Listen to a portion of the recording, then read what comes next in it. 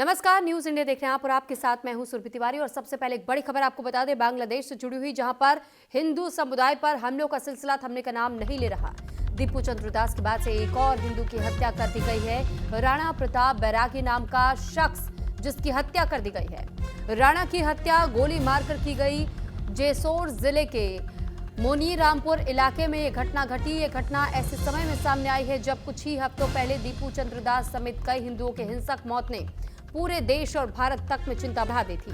ये सिर्फ एक हत्या नहीं बल्कि अल्पसंख्यक समुदाय की लगातार बढ़ती असुरक्षा को उजागर करती है। जिस तरह से खुले बाजार में राणा प्रताप को निशाना बनाया गया, उसने बांग्लादेश की कानून व्यवस्था और अंतरिम सरकार की सुरक्षा तैयारियों पर सवाल खड़े कर दिए हैं। स्थानीय लोगों में दहशत है और हिंदू समुदाय के बीच डर और असुरक्षा का माहौल और गहरा हो गया है। भारत पहले ही इन घटनाओं को लेकर के कड़ी प्रतिक्रिया जता चुका है। वहीं अब एक और जहां एक और हत्या का मामला सामने आया, तो वहीं एक बार फिर ये सवाल खड़े होते हैं कि आखिर हिंदुओं की रक्षा का मुद्दा कब तक बांग्लादेश में बरकरार रहेगा? कब तक बांग्लादेश की हुकूमत के तहत कोई हिंदू अपने आप को सुरक्षित महसूस कर पाएगा? तो फिलहाल इन 5 तस्वीरों को जरा गौर से देखिए। दीपू चंद्र दास से इस तस्वीर से हम शुरुआत कर रहे हैं क्योंकि इस तस्वीर के जरिए देश में भी उबाल देखने को मिला, यानी हम बात भारत की कर रहे हैं। और इसलिए अब ये 5 चेहरे आप देखिए, दीपू चंद्र दास हो, ब्रजेंद्र विश्वास हो, या फिर खोकेन दास, अमृत मंडल और अब राणा प्रताप, ये 5 वो चेहरे जो कि एक ही धर्म से ताल्लुक रखते हैं, हिंदू धर्म। और हिंदू इस वक्त सुरक्षित नहीं है बांग्लादेश में। बांग्लादेश में एक और हिंदू को मौत के घाट उतार दिया गया। क्या उसकी गलती सिर्फ इतनी थी कि वो हिंदू धर्म से जुड़ा हुआ था?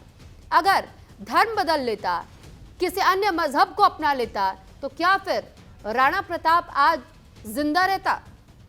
तो फिलहाल ये सवाल इसलिए भी पूछा जा रहा है क्योंकि चुन चुन कर ये जो टारगेट किलिंग की जा रही है बांग्लादेश में, और फिर इस पर अभी भी चुप्पी साधे हुए हैं वहां की हुकूमत। सिस्टम की ओर से कोई आवाज नहीं, कोई चीख पुकार नहीं, कोई सवाल जवाब नहीं, सिर्फ चुप्पी। और मोहम्मद यूनुस को लेकर इसलिए भी सवाल खड़े किए जा रहे हैं कि आखिर मोहम्मद यूनुस सामने आते हैं, निंदा करते हैं और फिर वो चुप्पी साध जाते हैं। अब हम आपको इन तस्वीरों के जरिए ये दिखाने और बताने की कोशिश कर रहे हैं कि जरा आप इन तस्वीरों को ध्यान से देखिए कि एक एक करके ये 5 चेहरे कैसे 18 दिन के भीतर सामने आते हैं कि इन लोगों की निर्मम हत्या की गई। निर्मम हत्या इसलिए भी हम कह रहे हैं क्योंकि आपको याद होगा पहला नाम दीपू चंद्र दास कैसे मॉब लिंचिंग का शिकार हुए और उसके बाद एक पेड़ से बांध करके उस व्यक्ति के शव को तक नहीं बख्शा गया, उसे जला दिया गया पेट्रोल डालकर। और फिर हत्या की जाती है अमृत मंडल की, और अमृत मंडल पर भी पहले हमला होता है और उसके बाद निर्मम तरीके से हत्या कर दी जाती है। फिर नाम आता है ब्रजेंद्र विश्वास का। यहां भी आप देखेंगे कि कैसे ब्रजेंद्र विश्वास पर भी चाकुओं से हमला किया जाता है। फिर चौथा नाम खोकन दास।